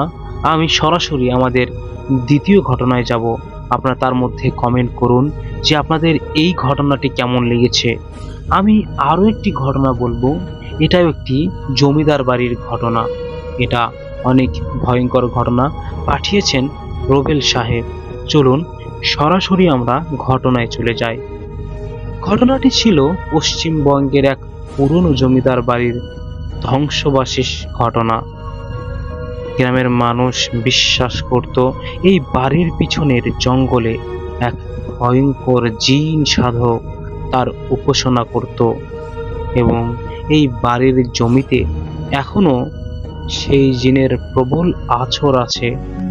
বহু বছর আগে জমিদার পরিবারের এক সন্তান নাকি সেই সাধকের সাধনা নিয়ে বিঘ্ন ঘটিয়েছিলেন, আর সেই রাগে সাধক পুরো জমিদার বংশকে অভিশাপ দিয়ে ধ্বংস করে দেয়। আমাদের গল্পটি তিন বন্ধুকে নিয়ে। তিনজনই শহরের আধুনিক কলেজে পড়তো। তারা ভূত, প্রেত, জিনের গল্পকে সব সময় গাঁজাখুরি গল্প বলে উড়িয়ে দিত। তাদের গ্রামের এই জমিদার বাড়ি নিয়ে খুবই কৌতূহল ছিল। তারা বিশ্বাসই করতে চাইতো না যে জিন ভূত বলে কিছু আছে এই দুনিয়াতে।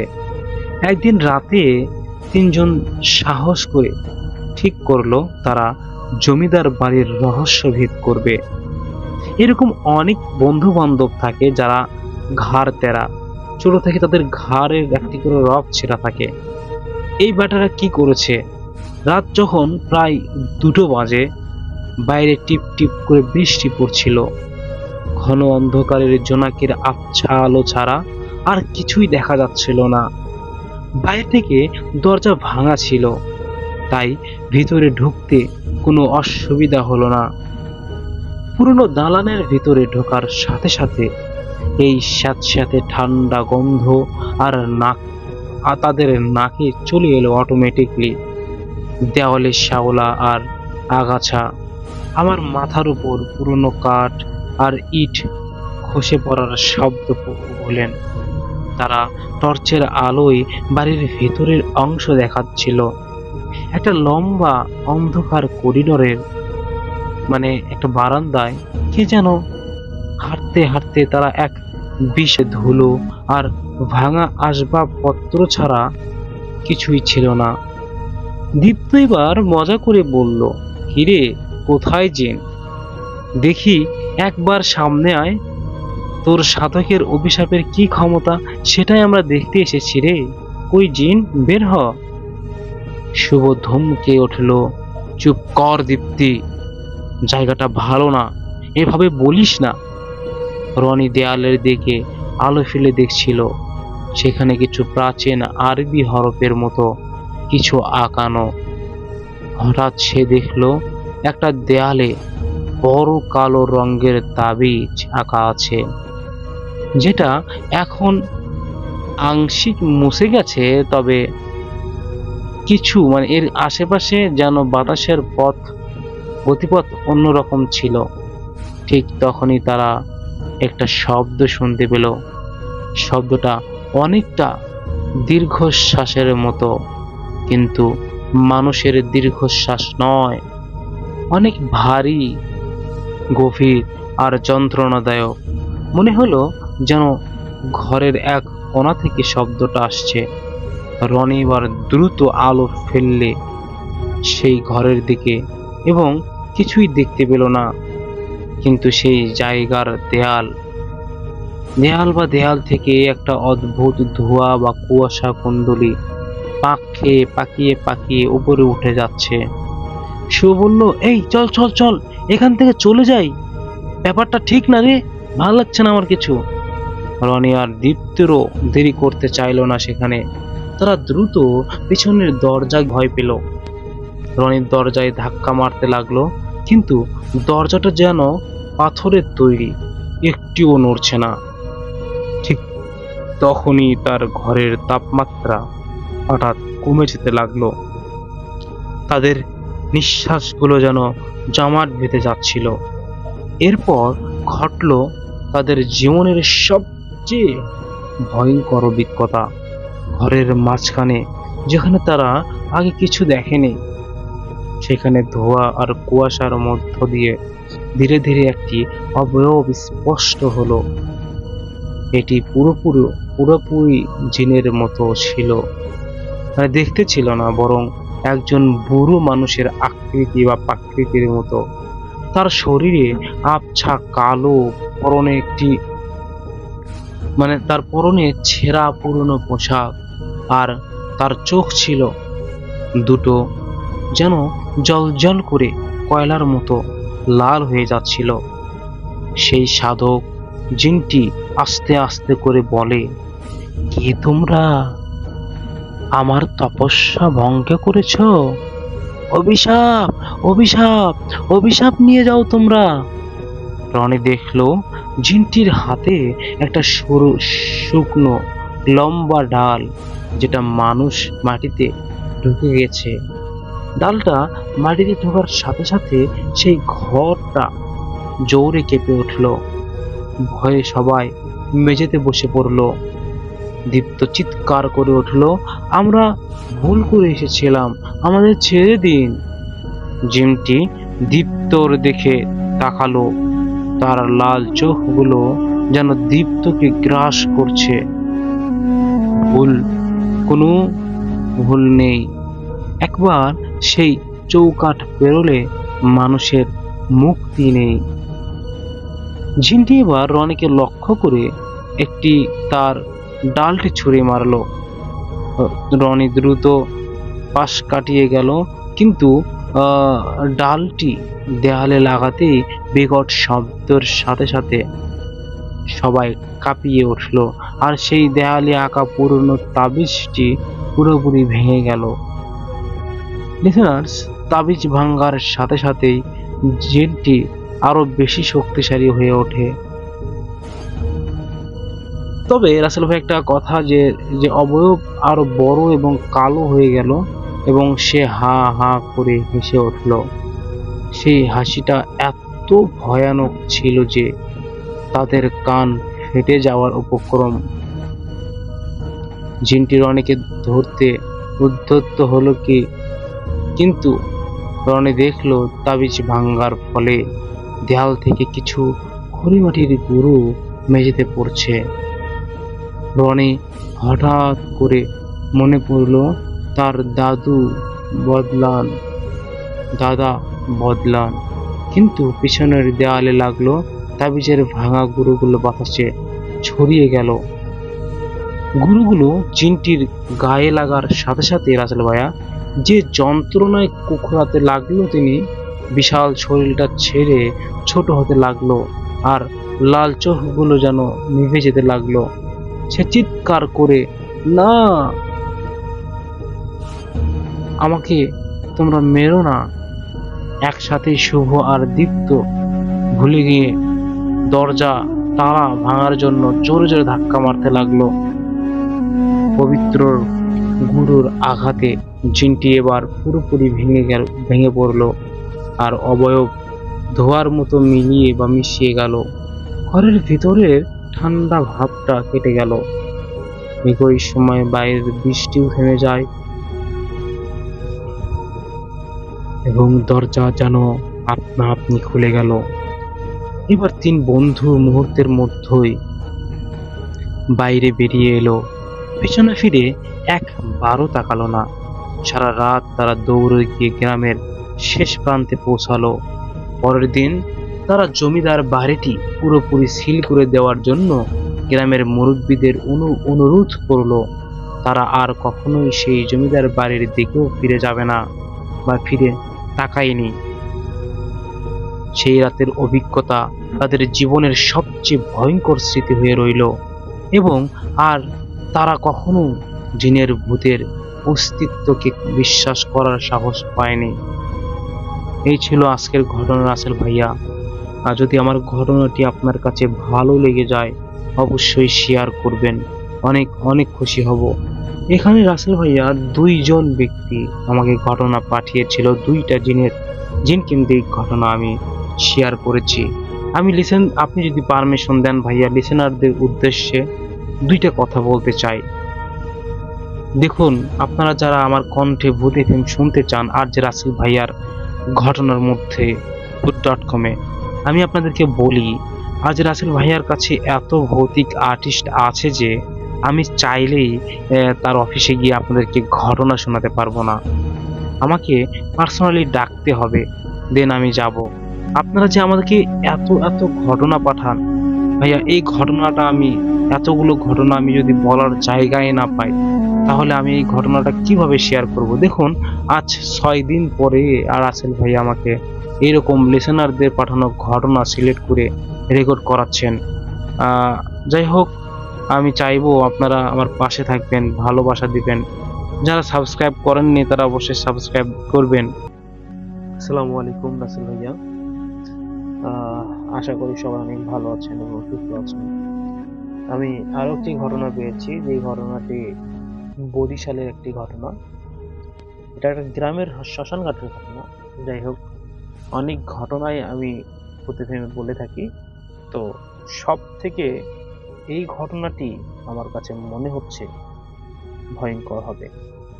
ঘটনাটি ছিল বরিশাল জেলার সদর উপজেলার কাছাকাছি সন্ধ্যা নদীর কোল ঘেঁষে থাকা এক প্রত্যন্ত গ্রাম, যার স্থানীয় নাম ছিল শ্মশানঘাট। এই নাম তার ইতিহাসের কারণে প্রচলিত, কারণ ব্রিটিশ আমলে এখানে নদীর ধারে বহু মরাদেহ দাহ করা হতো। গ্রামের লোক সংখ্যা কম হলেও তারা ছিল অত্যন্ত কুসংস্কারাচ্ছন্ন। চলুন ঘটনায় যাওয়া যাক। 1998 সালের এক ভয়ঙ্কর বর্ষায় যখন আকাশ প্রায় 1 মাস ধরে ঘন মেঘে ঢাকা ছিল, তখনই এই গ্রামের রহস্য শুরু। গ্রামের সবচেয়ে প্রভাবশালী কৃষক জাফর আলী মীর এর 15 বছরের ছেলে আকমল নিখোঁজ। আকমল ছিল খুবই হাসি খুশি এবং চঞ্চল, তাকে খুঁজে পাওয়া যাচ্ছিল না, কিন্তু তার ব্যবহৃত একমাত্র লাঙ্গলটি পাওয়া যায় নদীর ধারে এবং সেটা ছিল রক্তে ভেজা। এটা একটা ভয়ঙ্কর বিষয়। দ্বিতীয় শিকার ও পুনরাবৃত্তি যে হয়েছিল এর ঠিক 3 দিন পর নিখোঁজ হন গ্রামের একজন প্রবীণতম মহিলা ফাতিমা বিবি, যিনি রাতের বেলায় উঠে প্রাকৃতিক সৌন্দর্য বা প্রাকৃতিক সাড়া বা প্রাকৃতিক ডাকে সাড়া দিতেন বাইরে গিয়েছিলেন। তার ঘরের দরজায় টাঙানো ছিল একটা ছেঁড়া শাড়ির অংশ, যা ফাতেমা এই বিবি বলে চিনত। একদিন তিনি গ্রামের লোক খেয়াল করলেন যে প্রতিবার নিখোঁজ হওয়ার আগে বা পরে কিছু জিনিস রেখে যাওয়া হচ্ছে শিকারের সাথে সম্পর্কিত ভাবে। গ্রামের মানুষ তাদের মধ্যে আতঙ্ক যখন খুব চরম লেভেলে গেল, তখন তারা সন্দেহ করতে শুরু করলো যে নদীর পাড়ে পুরনো বটগাছটি ছিল বহু বছর পুরনো, এবং গ্রামবাসীদের বিশ্বাস ছিল যে এখানে একটি ভয়ঙ্কর অপদেবতার আস্তানা রয়েছে। একদিন গভীর রাতে তিনি একটা জিনিস খেয়াল করলেন। তারা দেখে একজন যুবক সাহসিকতা দেখিয়ে লাঠি সোটা নিয়ে বটগাছের দিকে যায়, ওই যে পুরাতন বটগাছ। তারা দেখে যে বটগাছের ডাল থেকে ঝুলছে একটা ছায়ামূর্তি, আর তার হাতে একটা টপ টপ করে কিছু একটা নিচে পড়ছে জলের মতো। আতঙ্কে তারা চিৎকার করতে শুরু করলেন এবং ছায়ামূর্তিটি দ্রুত গাছের ডালে মিলিয়ে যায়। পরের দিন সকালবেলা সাহস করে তারা সেখানে গিয়ে দেখে বটগাছের গোড়ায় পড়ে আছে এক গুচ্ছ চুল এবং কয়েকটি ছেঁড়া নখ, যা মানুষের বলেই মনে হচ্ছিল। ভয়ে গ্রামটি প্রায় জনশূন্য হয়ে যায়। সরকারিভাবে তদন্ত করা হলেও পুলিশ কোনো কুল কিনারা করতে পারেনি এই মামলাটা। গ্রামের মানুষ বিশ্বাস করতে শুরু করে যে অপদেবতাটি তাদের শরীর নয়, বরং তাদের স্মৃতি এবং অস্তিত্বের অংশ চুরি করে নিয়ে গেছেন কারো। যারা গ্রাম ছেড়ে যায়নি তারা দিনের পর দিন মানসিক ভারসাম্য হারাতে শুরু করে। আজও নাকি সেই শ্মশানঘাটের গ্রামে গেলে শোনা যায় অশরীর শিশু কান্নার শব্দ। তো এই ছিল একটা ঘটনা। আমি আরো একটি ঘটনায় সরাসরি চলে যাচ্ছি। আসসালামু আলাইকুম আসিল ভাইয়া, আশা করি ভালো আছেন। এবং আমি আজকে যে ঘটনাটি বলবো এটা একজনের পাঠানো, যে তিনি বলেছেন ভাইয়া আমার এই ঘটনাটি পড়ে শোনাবেন। তো চলুন সরাসরি চট্টগ্রামে একটা ঘটনায় চলে যাব। এই ঘটনাটি চট্টগ্রাম শহরের অন্যতম বিখ্যাত স্থান ফয়েজ লেকের আশেপাশে থাকা ঘন ঝোপ এবং টিলা ঘেরা এক অঞ্চলের। স্থানটি একসময় ছিল দুর্গম, যেখানে শহরের শেষ প্রান্তে আবহাওয়া ঘন জঙ্গলের সাথে মিশে এক ভয়ঙ্কর নিস্তব্ধতা তৈরি করে। 2010 সালের এক কনকনে শীতের রাতে ফয়েজ তিনি লোকের ধারে নির্মিত নতুন একটি পিকনিক স্পটের নিরাপত্তা কর্মী এবং আব্বাস মিয়ার এক অদ্ভুত শব্দ শুনতে পান। শব্দটি কোনো পশুর ছিল না, সেটি ছিল নিয়মিত বিরতিতে আসা এক যুবতীর করুণ কান্নার শব্দ। আব্বাস মিয়া প্রথমে ভেবেছিলেন হয়তো কোনো প্রেমিক প্রেমিকার ঝগড়া হচ্ছে বা ঝগড়া করে সেখানে প্রেমিকা কাঁদছে, কিন্তু কাদার যে স্বরটি ছিল এতই গভীর আর হাহাকারপূর্ণ যে তা শুনে যে কারো বুক কেঁপে উঠবে। তিনি টর্চ নিয়ে পাহাড়ের দিকে হেঁটে গেলেও শব্দটির উৎস খুঁজে পাননি কেউ। পরের দিন সকালে আব্বাস মিয়া তার সুপারভাইজারকে ঘটনাটি জানান। সুপারভাইজার হাসলেও সন্ধ্যায় আরেকজন গার্ড রফিককে তার সাথে ডিউটিতে দেন। সেই রাতে দুইজনই স্পষ্টভাবে সেই শীতল ভারী কান্নার শব্দ শুনে, যা মনে হচ্ছিল লোকের পানি ভেদ করে আসছে। আতঙ্কিত হয়ে গার্ড দুজন পুরনো রেকর্ড খুঁজতে শুরু করেন। তারা জানতে পারেন প্রায় 30 বছর আগে এই লোকে পিকনিক করতে আসা এক ধনী পরিবারের সুন্দরী মেয়ে লুনা, যার বয়স 18 ছিল, তিনি নিখোঁজ হয়েছিল। বলা হতো সে সাঁতার জানতো না এবং লেকের গভীর জলে ডুবে গিয়েছিল, কিন্তু তার দেহ কখনোই খুঁজে পাওয়া যায়নি। কান্নার শব্দটির পরের দিন দিন দিন বাড়তেই থাকে। এরপর আরো ভয়ঙ্কর ঘটনা ঘটে। যে রাতেই কান্নার শব্দ শোনা যেত, সেই রাতেই লেকের ধারে রাখা নতুন চেয়ার আর টেবিল যেন আলতো করে জলের দিকে ঠেলে দিত, কিন্তু সেগুলো কখনো জলে পড়তো না, জলের কিনারায় এসে থেমে যেত। এক রাতে রফিক সাহস করে লেকের দিকে তাকিয়ে থাকেন যে জলের উপর একটি শুভ্র ছায়ামূর্তি লেকের পাড় ধরে হাঁটছে কেউ একজন। সেদিকে তাকাতেই সেই মূর্তিটি দ্রুত লোকের গভীরে মিলিয়ে যায় এবং একই সাথে কান্নার শব্দেও থেমে যায়। আব্বাস মিয়া এবং রফিক মিয়া আর সেখানে কাজ করতে পারেনি। তারা লেক সংলগ্ন এলাকা ছেড়ে দেন এবং স্থানীয়দের মধ্যে এই বিশ্বাস বদ্ধমূল হয় যে লুনার আত্মা এখনো লেকের শান্ত জল অপেক্ষা করে এবং প্রতি রাতে সে অকাল মৃত্যুতে অপেক্ষা করে আর কাঁদে। সেই স্থানটিতেও এখন আর কেউ রাতের বেলা যায় না। কান্নার শব্দ শুনতে পেলে তাকে লুনার আত্মা বলে মনে করা হয়, যে কিনা তার হারিয়ে যাওয়া জীবনের জন্য এক হাহাকার করে তোলে। তো এই ছিল আমার পাঠানো 2টা ঘটনা, মানে আমাকে পাঠানো। যাই হোক, যদিও ঘটনাগুলো তেমন একটা মজা হলো না মনে হয়, তারপরেও আপনাদের ভালো লেগেছে যাদের, তারা অবশ্যই বলবেন। যাদের ভালো লাগেনি, হ্যাঁ খারাপ হয়েছে, তাহলে অবশ্যই সেটাও আপনারা বলবেন যে ঘটনাটি ভালো হয়নি। আপনাদের কমেন্ট করা জরুরি। সবাই ভালো থাকবেন, সবাই সুস্থ থাকবেন। দেখা হচ্ছে নেক্সট কোন এপিসোডে। এই ছিল ঘটনার আসল ভাইয়া। লিসেনার্স, আজকের এই ইমেল এপিসোডটি এতদূর পর্যন্তই। যারা সম্পূর্ণ ইমেল এপিসোড শুনলেন তাদেরকে অসংখ্য ধন্যবাদ। আমি ছোট্ট একটি ঘটনা বলতে চাই। আমরা একটা মাটির বাসায় থাকি এবং সেটা 3 তালা। অনেকে হয়তো বিশ্বাস করবেন না, কিন্তু এটা সত্য যে আমরা যে মাটির বাড়িতে থাকি এটা 3 তালা এবং এই 3 তলার কিছু রহস্যময় ঘটনা আছে, যেটা আপনারা আজকে শুনতে পারবেন।